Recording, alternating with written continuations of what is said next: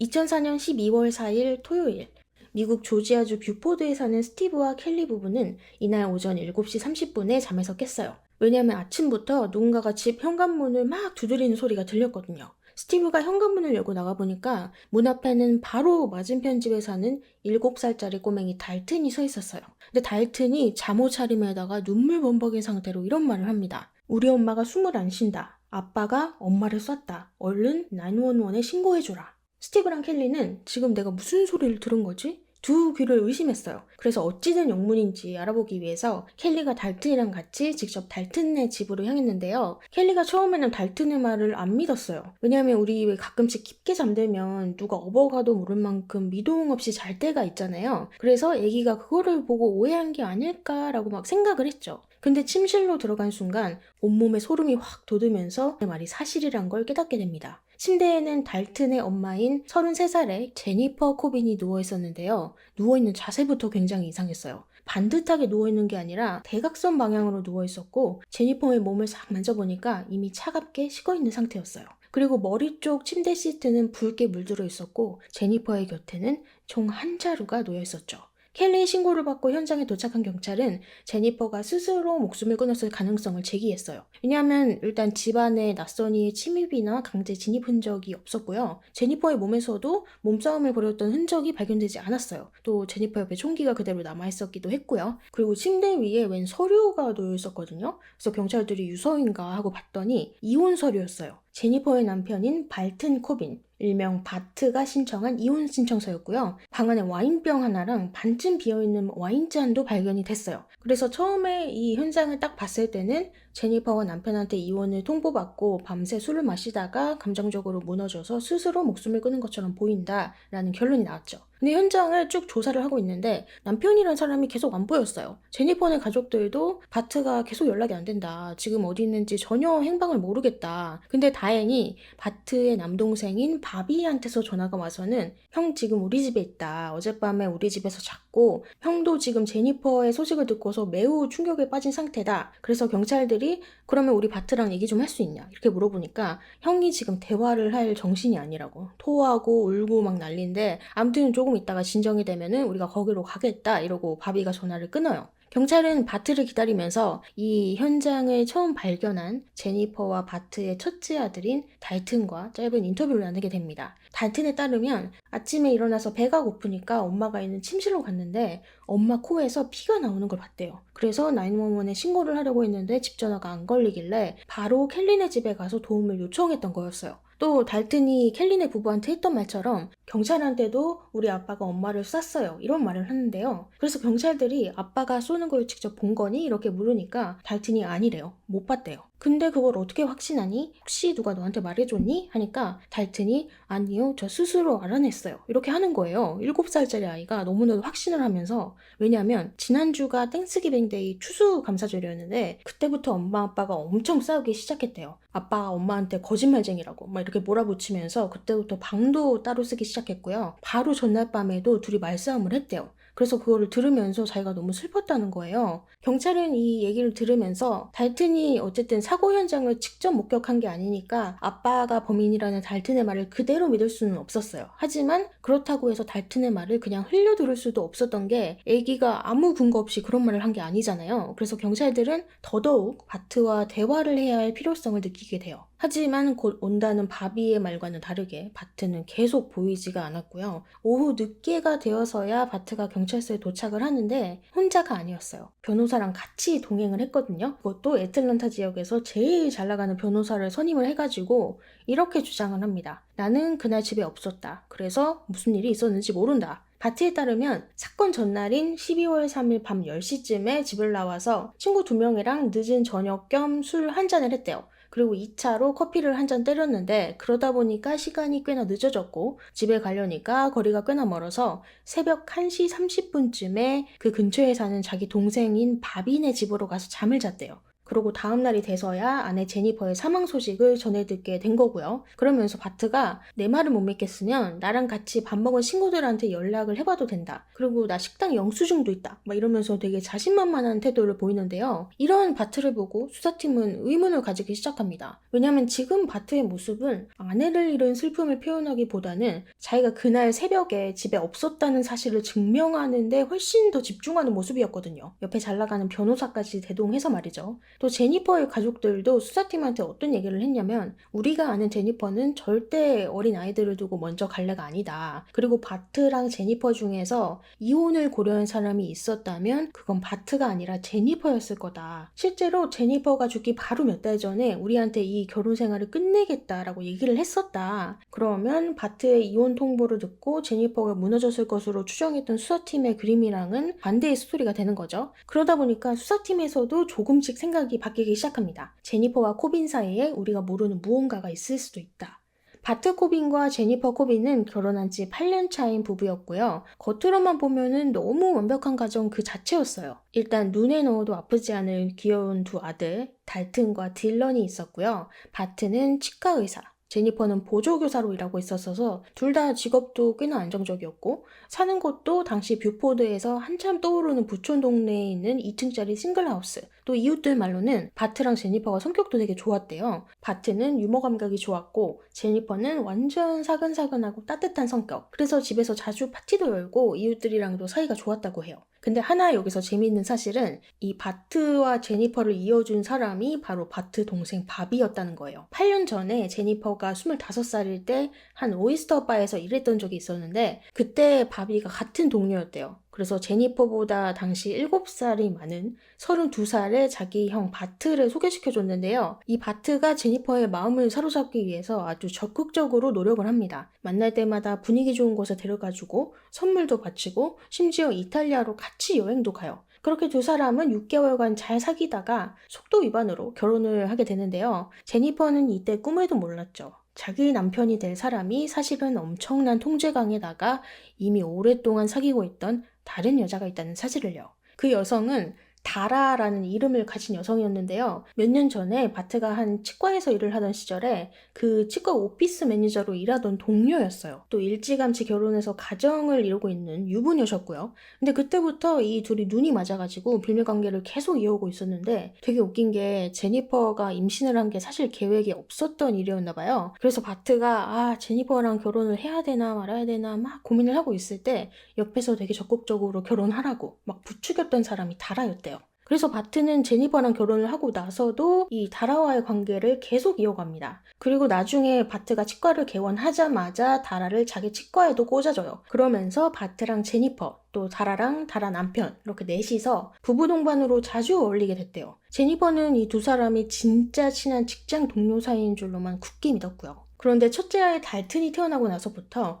바트의 제니퍼 통제는 본격적으로 시작이 됩니다. 일단 제니퍼의 겉모습, 머리 스타일부터 화장, 옷차림, 심지어 매니큐어 색깔까지 어떤 걸 입고 발라야 하는지 간섭을 했고요. 당시 바트가 치과의사로 일을 하고 있었고 제니퍼는 집에서 아이를 돌봤으니까 이 집안의 경제권도 바트가 쥐고 있었단 말이죠. 그래서 제니퍼한테 한 달에 쓸 수 있는 예산을 딱 정해줬는데 문제는 그 돈을 제니퍼 마음대로 쓸 수가 없었다는 거예요. 돈 쓸 일이 생기면 그걸 어디에 쓸 건지 먼저 바트한테 얘기를 하고 허락을 받아야 됐대요.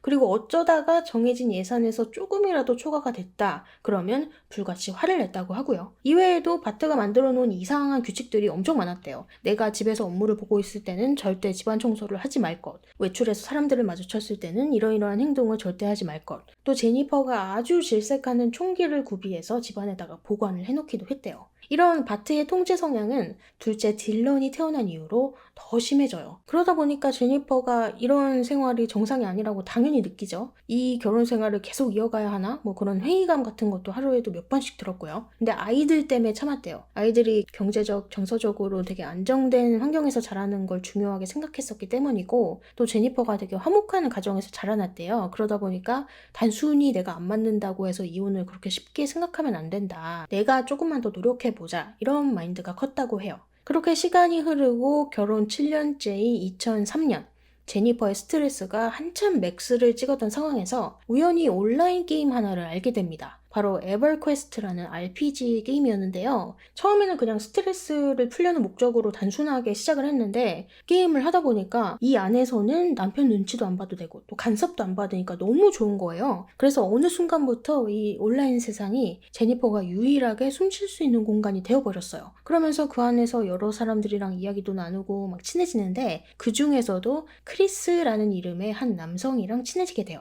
크리스는 얼마 전에 이혼을 했고 자세한 상황은 잘 모르지만 현재 친누나의 아이를 맡아서 키우고 있는 싱글남이었는데요. 제니퍼랑 크리스랑 둘이서 이제 이메일을 주고받으면서 이런저런 얘기를 털어놔요. 제니퍼가 힘든 결혼 생활에 대해서 여러 고충을 토로하고 그러면 크리스가 나도 그 마음 이해한다 막 이러면서 달래주고 이런 식으로 계속 속마음을 얘기를 하다 보니까 둘이 감정적으로 상당히 깊은 관계까지 발전을 해요. 그리고 어느 순간부터는 이 두 사람만의 미래를 계획하게 됩니다. 그렇게 실제로 얼굴 한번 본 적 없고 목소리 한번 들어본 적 없는 이 두 사람은 깊이 사랑에 빠지게 됐고요. 제니퍼는 이런 관계로 인해서 새롭게 삶의 원동력을 얻게 됐어요. 그래서 내가 풀타임까지는 아니더라도 조금씩 일을 해보자 생각을 해서 보조교사 일을 시작하고요. 나도 이제 참을 만큼 참았다 이렇게 마음가짐을 달리하면서 천천히 밭으로부터 벗어날 준비를 하기 시작합니다. 근데 그 무렵에 갑자기 크리스한테서 연락이 뚝 끊겨요. 그래서 제니퍼가 엄청 걱정이 됐죠. 무슨 일이 있는 건가 아니면 나랑 연락을 하고 싶지 않은 건가.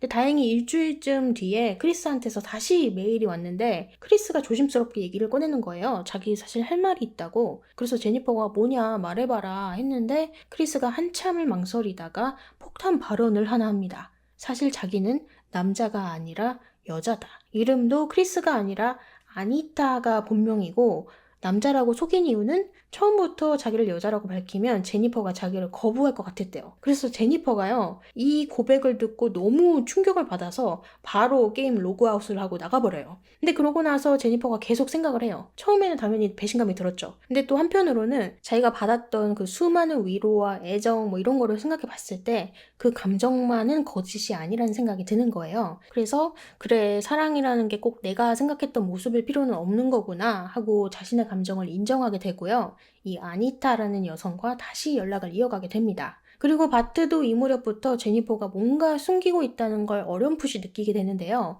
땡스기빙 데이 날 일이 하나 터져요.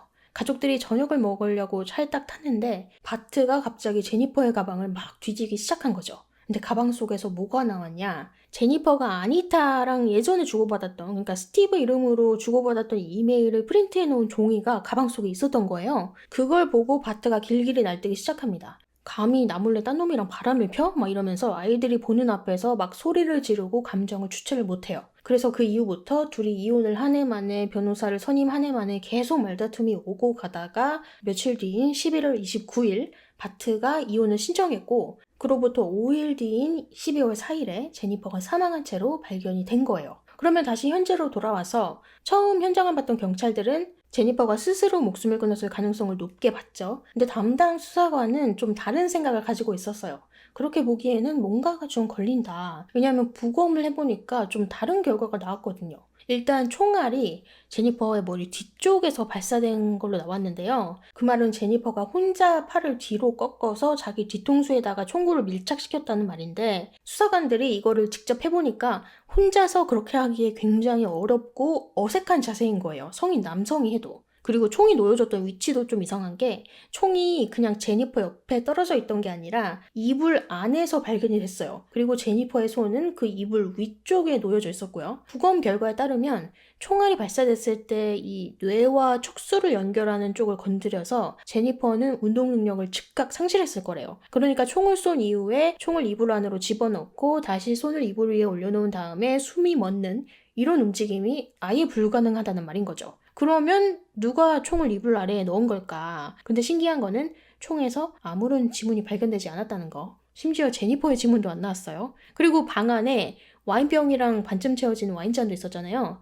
근데 제니퍼의 몸에서 알코올이 검출되지 않은 걸로 나왔어요. 그러면 이 와인병이랑 와인잔은 그냥 데코라는 말이 되잖아요. 수사팀은 누군가가 제니퍼의 죽음을 살자로 보이기 위해서 이 모든 현장을 꾸민 게 아닐까라는 의심을 하기 시작했어요. 그리고 남편인 바트를 가장 먼저 용의선상에 두기 시작했죠. 근데 바트가 직접 했다는 결정적인 증거가 없었어요. 바트가 변호사랑 같이 경찰서에 출두했을 때 전날에 입었던 옷을 제출을 했는데 그 옷에서 혈액이나 체액 같은 눈에 띄는 증거가 나오지 않았고요. 현장에서 발견된 총도 바트가 소유하고 있었던 집안의 총도 아니었어요. 또 바트의 몸에서 특별한 방어흔 같은 게 발견된 것도 아니었고요. 그래서 경찰은 일단 바트를 돌려보낼 수밖에 없었는데요. 며칠 뒤에 이 경찰서로 전화 한 통이 걸려옵니다. 얼마 전에 사망했던 제니퍼 코빈이라는 여성 말인데요. 14년 전에 일어났던 달리 헌이라는 여성의 사망 사건이랑 너무 비슷한 것 같습니다. 그 사건을 한번 다시 살펴주세요.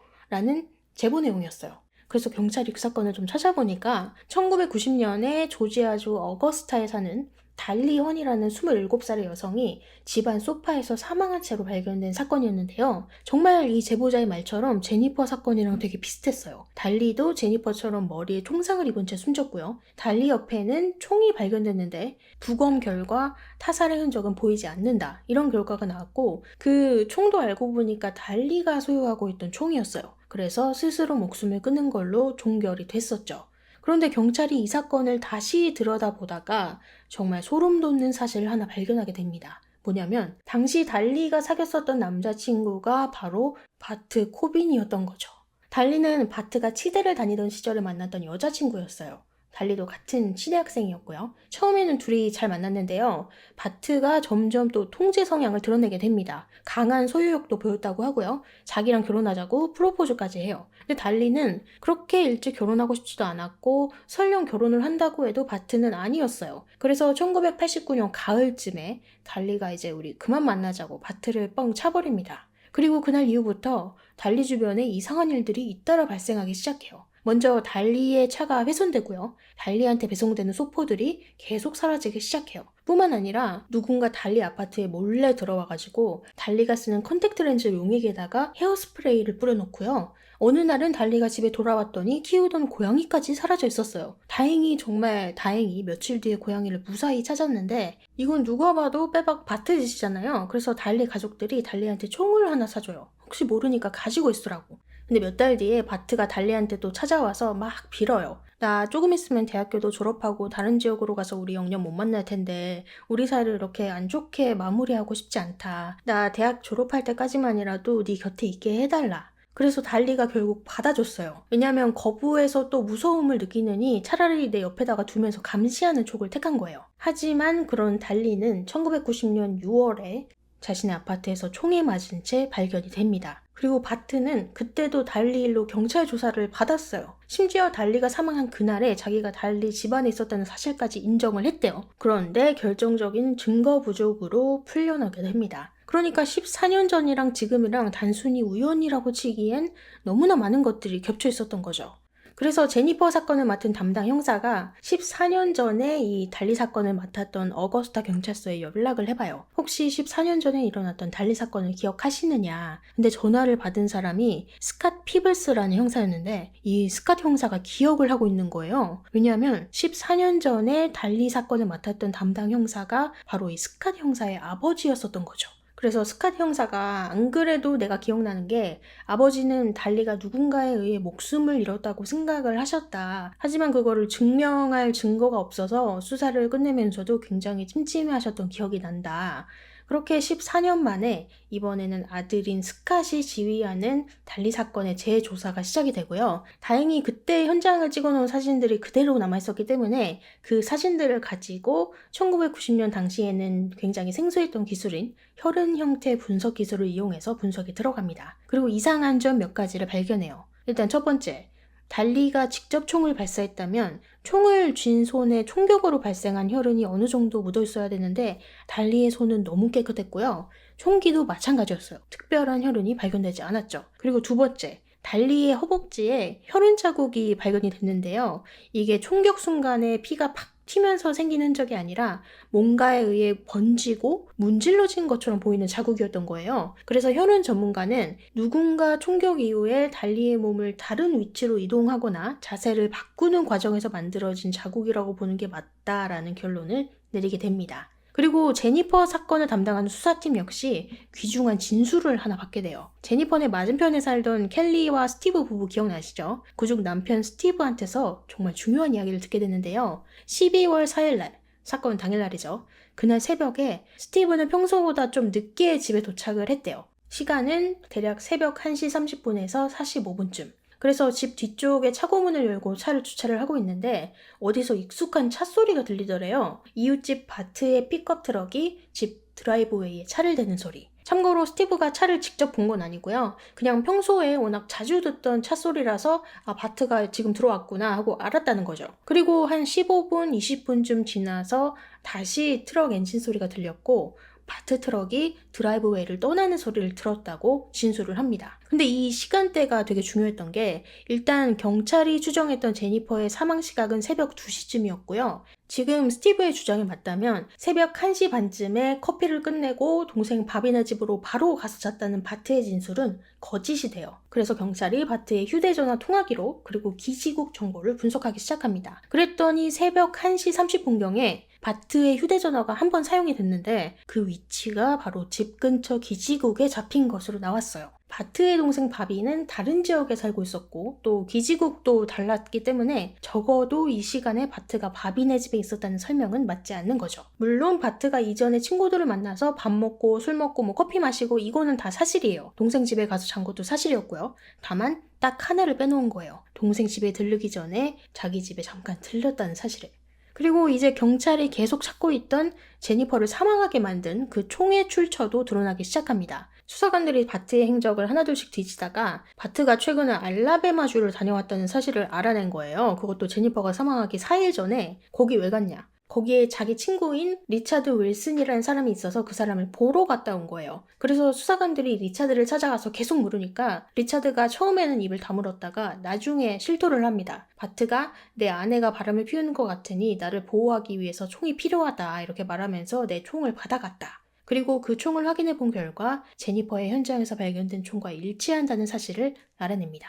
2004년 12월 22일 바트는 먼저 달리 사건으로 체포가 되고요. 며칠이 지난 2005년 1월 5일 제니퍼 사건에서도 기소가 됩니다. 당시 검찰 입장에서는 지금 바트가 2건 다 살인 혐의로 기소가 됐으니까 바트한테 충분히 사형을 구형할 수 있는 상황이었어요. 근데 검찰이 바트한테 뜻밖의 제안을 합니다. 2사람을 죽였다고 법정에서 직접 인정하면 사형은 면하게 해주겠다. 그러니까 플리바게를 제안한 거죠. 왜 굳이 사형까지 포기해가면서 이런 제안을 한 걸까? 그 이유에는 제니퍼와 달리의 가족들이 있었어요.